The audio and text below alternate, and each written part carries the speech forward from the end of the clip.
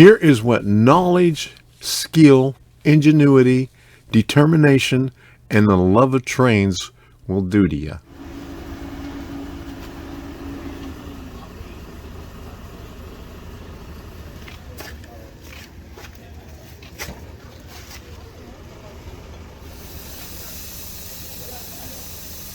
How's this one powered?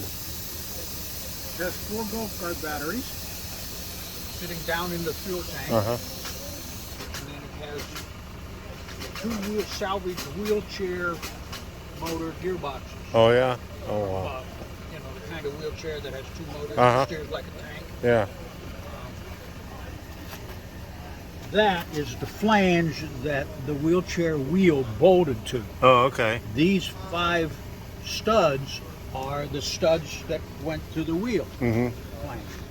So I bought a sprocket with the oversized bore that you can weld in hubs of different diameters, and drilled it to the bolt pattern of the wheel and bolted it on there. If you go around the other side, you can see the gearbox, and then the motors stand vertically, and there's a clearance space in the locomotive floor that they pull in, and the radiator fans are actually traction motor blowers. They pull cooling air from through the truck up or actually through this space, up around the motor brushes and everything. Did you build everything yourself? Other than the wheels. I bought the wheels, I bought shafting for axles. There's absolutely no machining in this locomotive at all. I did sheet, I got a steel fabricator to plasma cut the side frame. Yeah, oh wow. They're 6 by 6 by ½ inch steel angles welded together like that, which gives you 12 inches outside, which is what you need. Oh, okay. So after they were plasma cut, I bolted them together back to back, hand filed the journal holes to assure parallelism, and then piece marked them, unbolted them, and then pulled them out, they're welded together like that. How long did it take you to build it? About 2 years. Yeah. But I was thinking about it for about 10. Yeah. The journal actually is a 2-inch ball bearing, 3/4 inch bore that goes right on the shafting that I bought for axles, and the outside is 2 inches, so it slides in the side frame, and the block is welded in the back there. Yeah. Okay. So this whole journal is only decorative. The actual, so again, I didn't have to precisely machine a journal block with a controlling slot or anything. It's just using an available bearing and then covered it with that cover on there. Oh, okay. Nice. Drag the chain back here.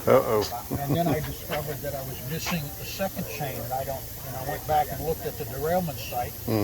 Didn't find it, so I assume I could have lost it months ago and not known it. And of course, the difference in tractive effort between 6 axles and 5 axles is not much.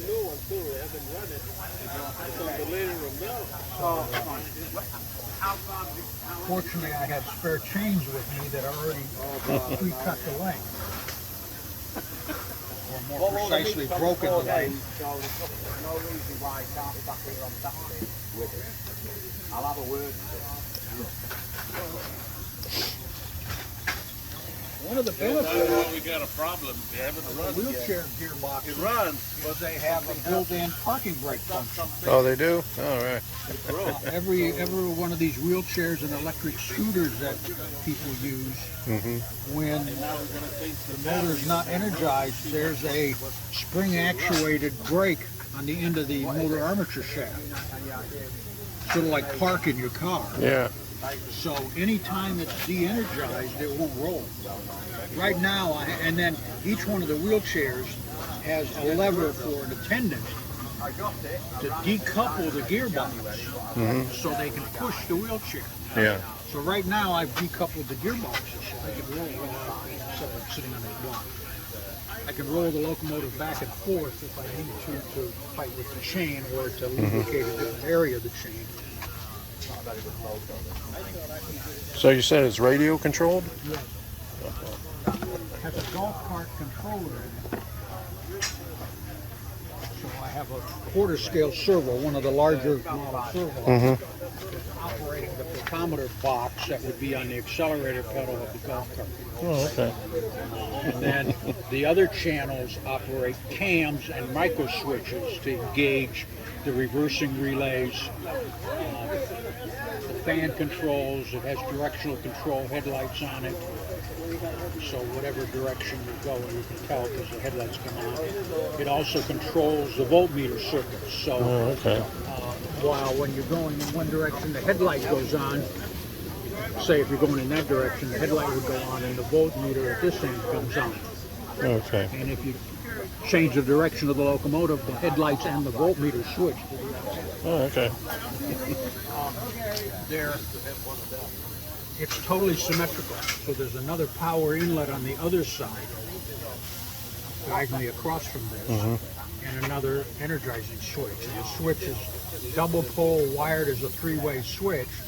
So it's turning off the control power to the golf cart controller and the power to the radio receiver system. So I can turn it on and off from either side. It's just a matter of throwing the switch in the other direction or whatever it's doing. Oh, okay. And I can plug in from either side, so I don't have to walk around the unit, climb over the track or whatever.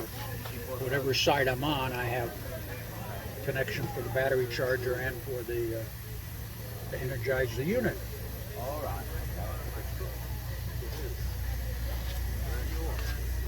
It's amazing. You do good work. Well, it's fast and dirty, sort of standoff scale. I mean, you could have a lot more grab bars on it. Yeah. You don't have your ladder bars here. Yeah. So is this modeled after a Well, real it is and it isn't. I got a whole series loosely, of magazine pictures. It's sort of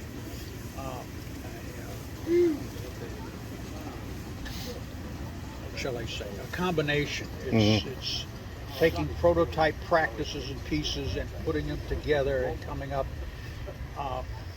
GE actually built two quite similar locomotives in 1937 for the Illinois Central.